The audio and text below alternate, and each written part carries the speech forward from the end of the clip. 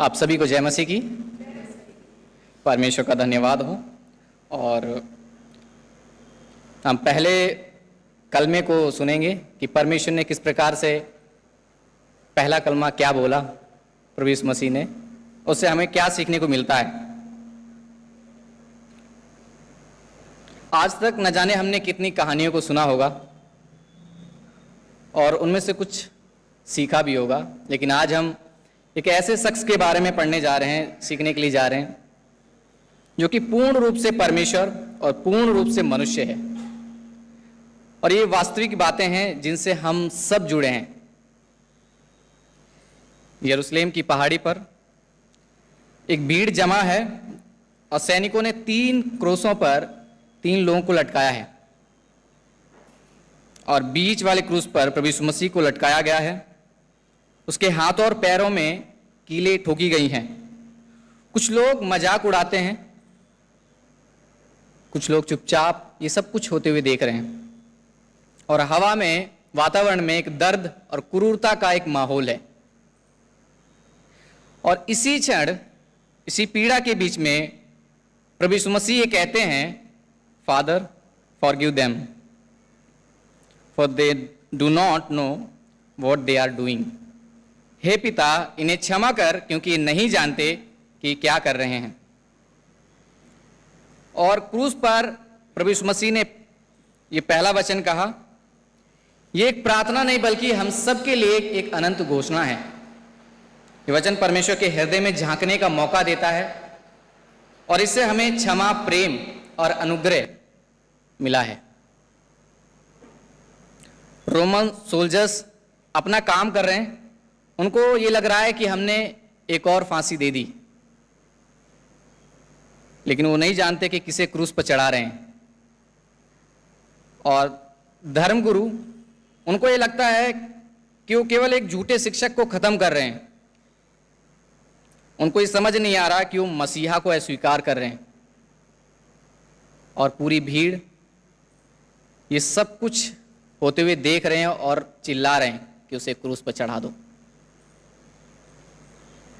उन्हें नहीं पता कि वो परमेश्वर के पुत्र को अस्वीकार कर रहे हैं। ये वचन केवल उस पल की बात नहीं है, बल्कि पूरी मानव जाति की मुक्ति का एक हिस्सा है।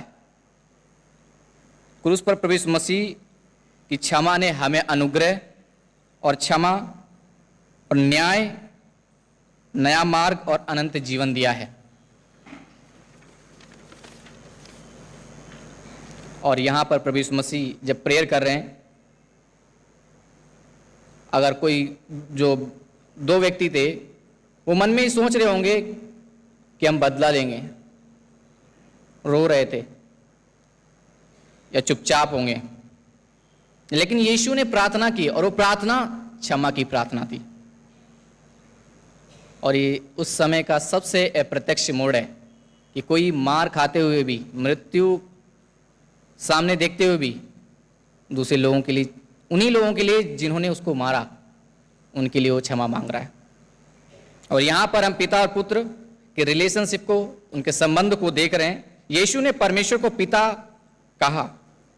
ये बात हमें याद दिलाती है कि क्षमा का जो स्रोत है वो सिर्फ पिता से आता है। और इस पल का सबसे अहम बात क्षमा है।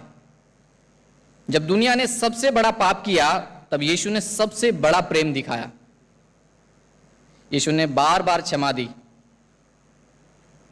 और उसने क्रूस पर अपने शत्रुओं के लिए माफी मांगी। और आज हमारे लिए इसका अर्थ यह है कि हमें भी दूसरों लोगों के लिए क्षमा परमेश्वर से मांगनी चाहिए और हमें क्षमा करना चाहिए। ये वचन एक द्वार खोलता है हमारे जीवन में, और वो द्वार स्वर्ग का है, वो द्वार उद्धार का है। ये सारी बातें, ये वचन भावनात्मक रूप से हमसे जुड़ी हुई हैं। हम भी भीड़ में खड़े हों, अगर वहां पर आप और मैं वहां खड़े हों तो क्या सोचते, क्या करते? शायद हम भी भीड़ के साथ ही चिल्लाते कि उसे क्रूस पर चढ़ा दो, या चुपचाप ये सब कुछ होते हुए देखते।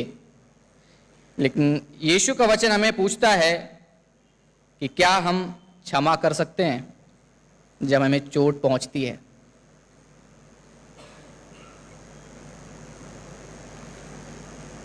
एक यहाँ पर अदालत हो रही है और उस अदालत में एक माँ जो है अपने बेटे के हत्यारों को देखती है। सबको ये लगता है कि वो बदला लेने के लिए सोचेगी, बदला लेने के लिए अपने मन में कुछ धारणाएं बनाएगी, लेकिन वो क्या है, अपने बेटे के शत्रुओं को माफ कर देती है।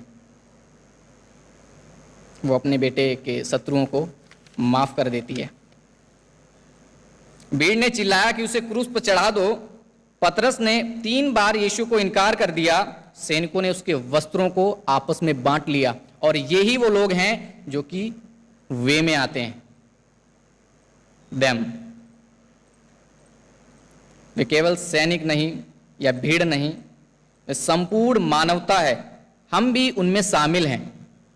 आज हमारे लिए इसका अर्थ है कि यीशु ने हमारे लिए माफी मांगी है परमेश्वर से।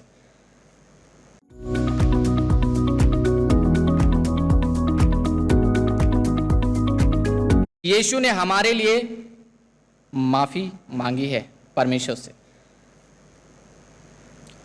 और अज्ञानता का रहस्य, अज्ञानता की बात यह है, यदि उन्होंने जाना होता तो महिमा के प्रभु को क्रूस पर नहीं चढ़ाते।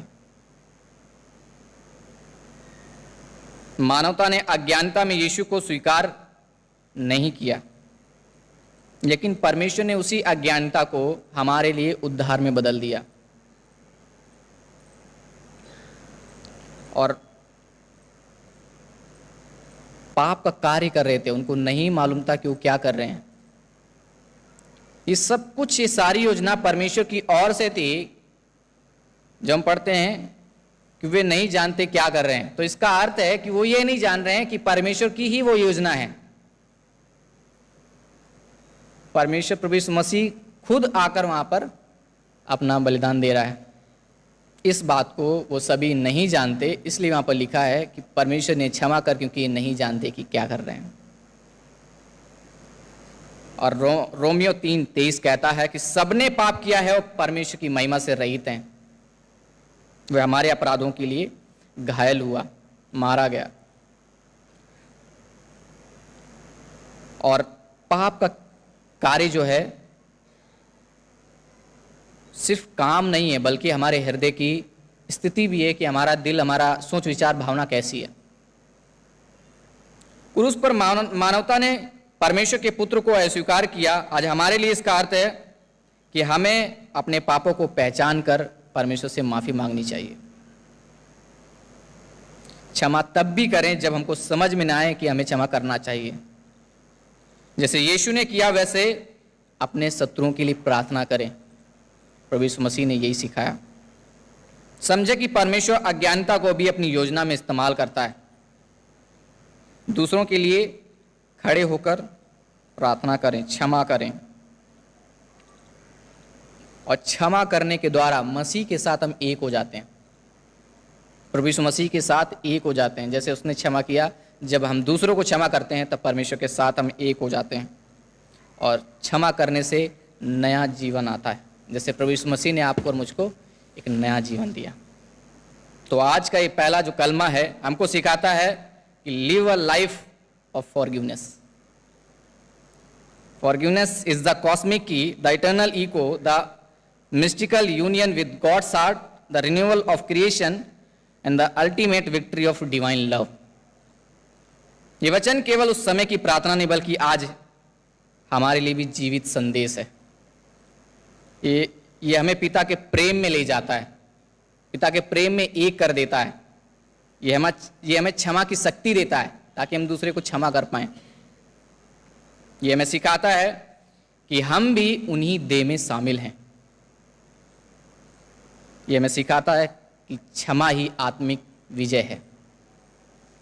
The renewal of creation and a living testimony that transform lives even today. God bless you all. Thank you.